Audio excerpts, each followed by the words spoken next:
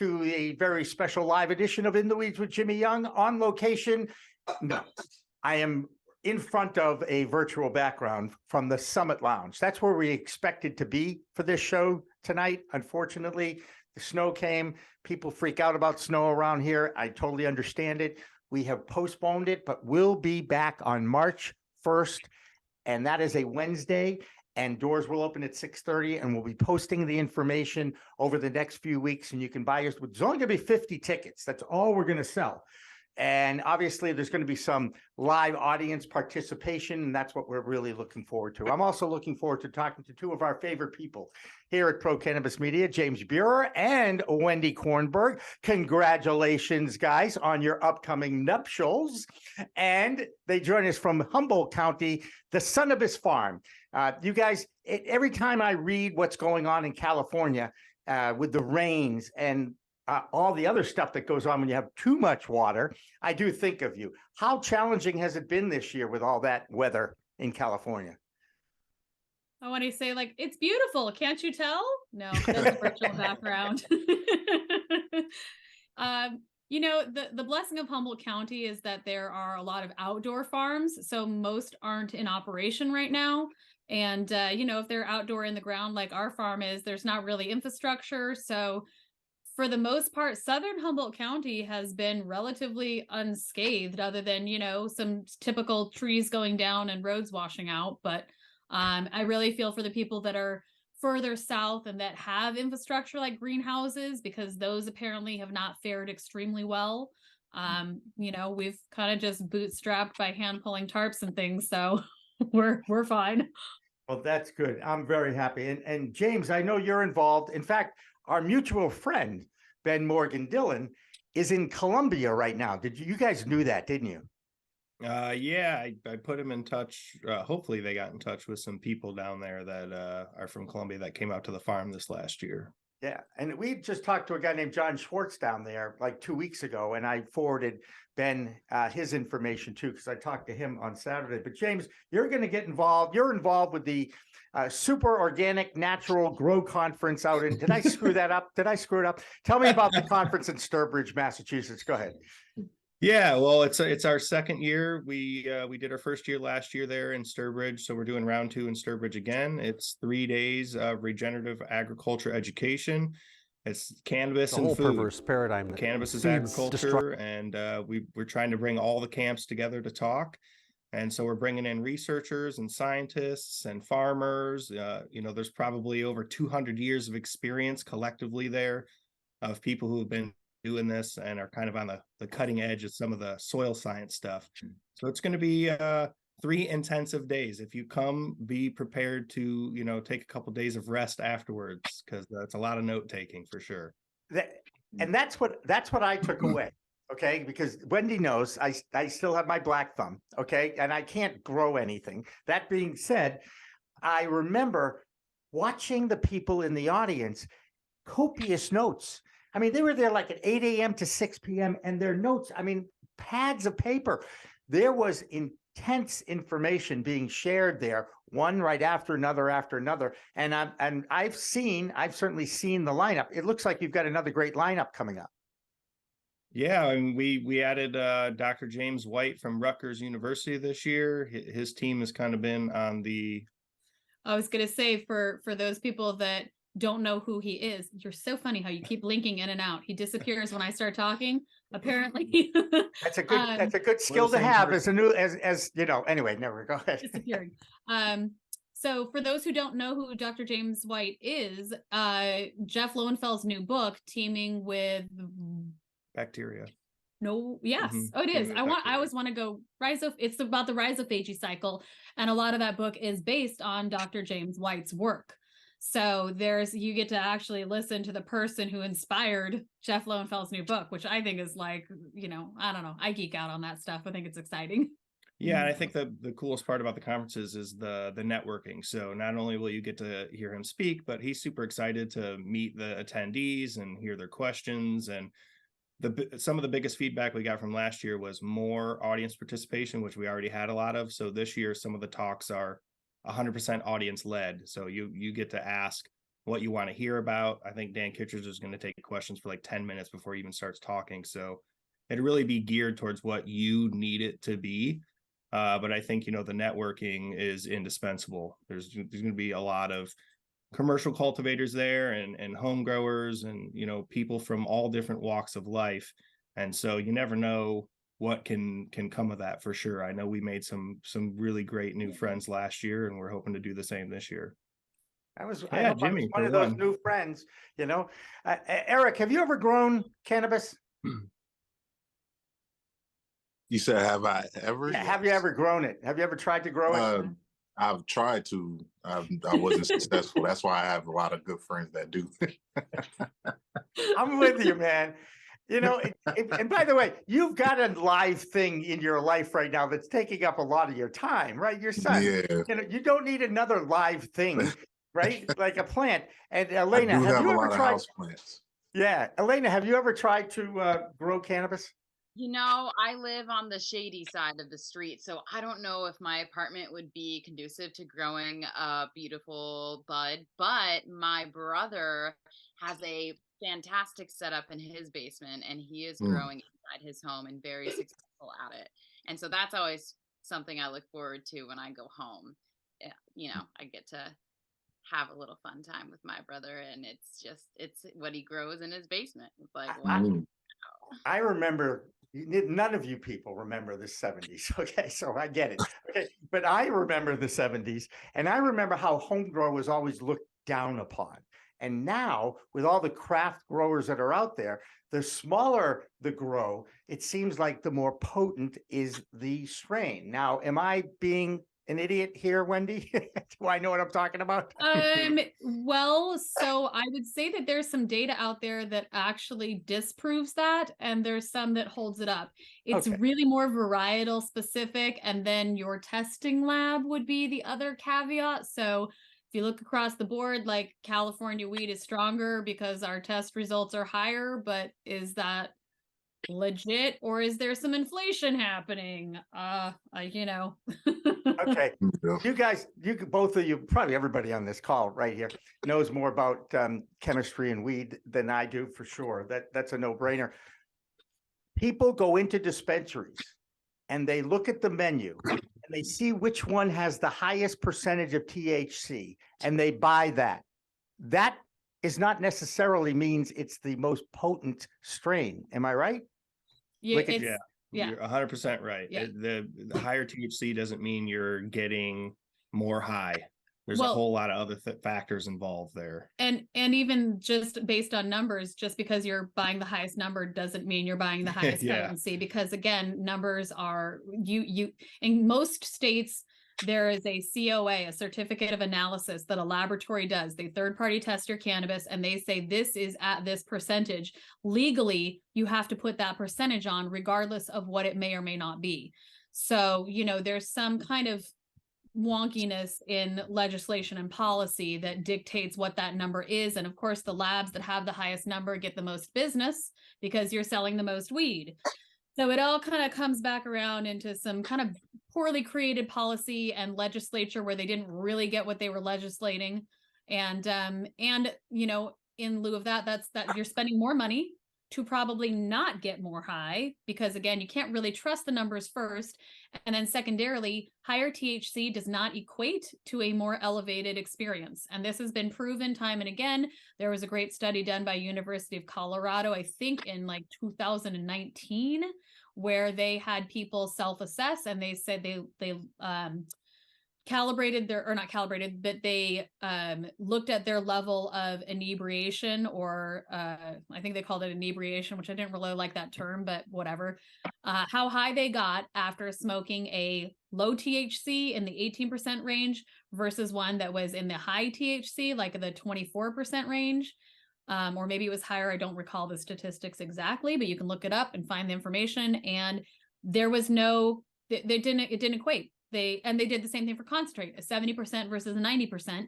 And the people said the 70 hit me the same as the 90. Like, I didn't get higher because I had more THC. There was more THC in their bloodstream with blood analysis. So that to me is more important, because if you have cancer and you're trying to fight with high THC, then you might need something that does have that higher level.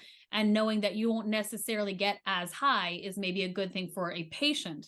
But Yeah. for a recreational user, dude, save your money. Buy 2/8 instead of 1/8 of the 18% instead of the 38% and enjoy yourself for twice as long.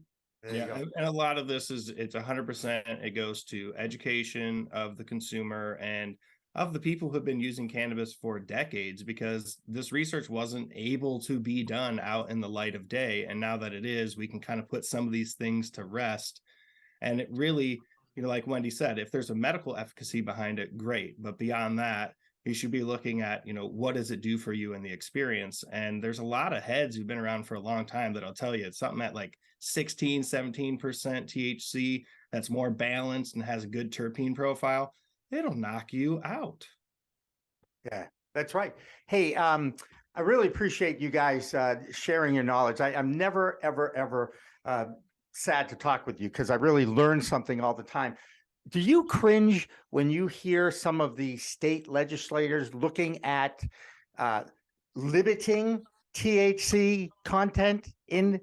You guys are smiling. Of course you are, right? Because it just shows their ignorance. Am I right? Well, it goes beyond just limiting in an individual product. They're trying to limit how much you can buy in a given period of time, which is Right. severely limiting a patient's ability to medicate themselves, which they weren't doing that.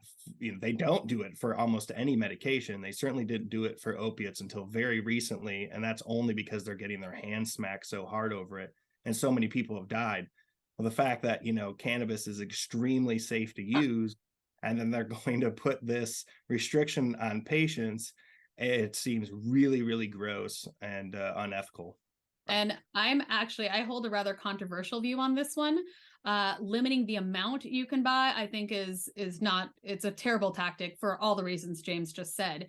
But putting a cap on THC, especially in the form of flower, I'm almost a proponent. Because honestly, again, we have elevated levels. There's lawsuits in California right now against brands for having inflated test levels on their packaging. But again, it's not their fault. They legally had to put on whatever the lab gave back. So if we have a cap on it that says you can't sell more than a 28% THC flower, guess what? We have more legitimacy and more honesty in the industry because people aren't inflating those numbers anymore. I don't think it should be on the label, period. Well, right, because that's more of a pharmaceutical thing again. And you also have people that now are going to try more 18% and realize that they have a broader experience when they have something that is more balanced in terpenes and cannabinoids. And by that, I don't mean like balanced across the board, but it is James is like, I can't figure out where I'm supposed to be to make him not disappear. Couple of years in, you'll want him to disappear. Totally. So balanced in the terms of like a closer ratio, like 18% cannabinoids to 2% terpenes rather than 38% cannabinoids and 0.5% terpenes. I think that, what is now being challenged as being called what we call the entourage effect. And now for some reason, we don't like that term. But that effect is distinct in that these cannabinoids and terpenes work together with a certain synergy. And when you have them in different balances, they work differently to create a different experience. We need to remember too, there's a lot of new consumers to the market that as soon as they smoke something that is crazy high in potency, you've scared them out of the marketplace. They don't want anything to do with it. Yeah. So if your idea is to grow this industry and this economy, you have to attract new customers. And in order to do that, there has to be medicine that's available to them that's accessible too. It can't be something that they smoke one time and they're like, I don't want to do that ever again. It needs to be something where they can enjoy it and then kind of taper up as they go. Yeah. It's a fascinating plant to be around. It really is. There's so many elements to it. The business side, the botanical side, the legal side, the injustice side. I mean, this is one of the reasons why I just love talking about it and then doing these kinds of shows, because you hear from different parts of the country what is going on and how we might be able to fix this at some point. In the beginning, and I think, most of the people on this screen are parents. Okay, Alaina, you're not a parent yet. Take your time. All right. I have a kid, so yeah, that's right. But you know that as a parent, you put boundaries on your kids. You want them to say, okay, this is what you can do and this is what you can do, but don't go on the other side. And I really do think that the people that are making the laws are trying to do that with a product that they just don't understand. And I don't know what's going to happen in the next year, let alone the next 10 years, but usually the kids push up against those boundaries, right? I know I did. And they try to get away with it, let's just say. This will obviously have a big effect on the legacy market. If you put limits on THC content in testing or whatever, people are just going to say, you know what? I don't care if it's tested. I don't care if it's clean. I don't care. I'm just going to go back to my man over here or my woman over here. I don't want to play favorites and buy my legacy weed. Yeah, they already have. They already are, because most of what's available in the commercial market in a lot of these states isn't up to the quality that they're used to. And there is, in some cases, overregulation that makes things too difficult for operators to operate in a way that makes sense, because things are so tight, and it makes it hard to get quality into the market and keep it there and store it properly. There's a lot of things that go into that. But I think, to Wendy's point, the more education that happens and the more people experience this wider breadth of what cannabis is and can be, then the question of how high the THC is really becomes one that no one's even asking anymore, because it's a different conversation. Right. Very cool. Hey, speaking of different conversations, how do people get tickets to your super duper organic natural conference in Sturbridge? Organiccultivators.net. There you go. All the information's there. I could find a speaker or a sponsor. They all have codes for a percentage off. So There you go. Oh, yeah. And there's for people who are who equity recipients, or people who just can't afford to go, who can maybe make the trip or are local to the area, we do have equity and scholarship tickets available. So if you can't go, or you're tight on money, but you can make it, if you can go, whatever, there's a form on the website. So if you look under the all things conference tab, everything's right there. It's kind of hidden. It's down towards the bottom-ish, and there's a little click tab that says, equity and scholar. Oh, is it at the top now? Okay, it's at the top now. Always been there. Oh, well, I couldn't find it. I can't find anything. It's in multiple places, apparently. At the top, maybe at the bottom. Under the all things conference. Under the all tab, things conference like tab. All right. Wendy and James from Humboldt County in California. Great to see you. I look forward to seeing you in person in 3D in just a couple of weeks. Yeah. Right? Oh my God.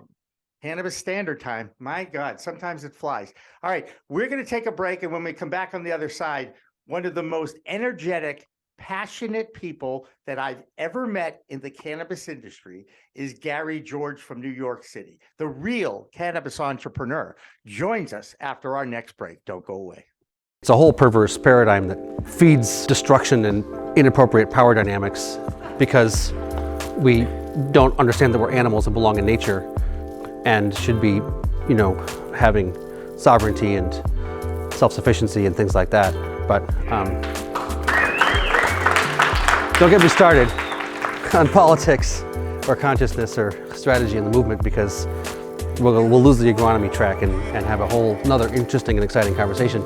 I think cucumbers are dumb, and I think they all should be pickles. Why eat a raw cucumber when you could eat a pickle? Having more data is always better. No one's gotten botulism from fermentation, and it's been around thousands of years, so we got a good track record on that. If you can become sustainable, you are protecting yourself in the long run.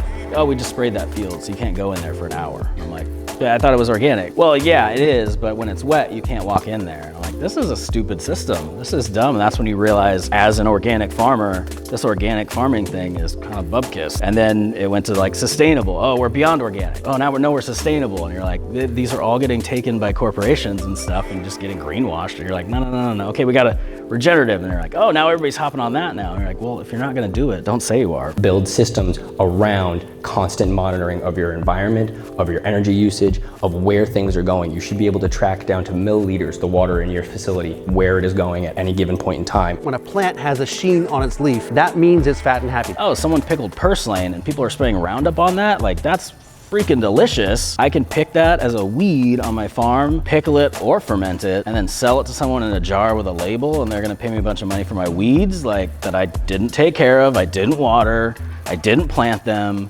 I just let them do their thing, and people were like, oh, this is fancy pickles. And I'm like, I like this. I like where this is going, because hey, lazy farmer, I don't want to do all the work. I'm gonna let the weeds work for me. I'll sell those. I'll just pickle you and make $8 for a pint jar. Like, that's easy. Is it a cannabis event or is it like a vegetable event? Like, it doesn't actually have to be one or the other. It's really all farming. It's really all growing things. Cannabis is agriculture.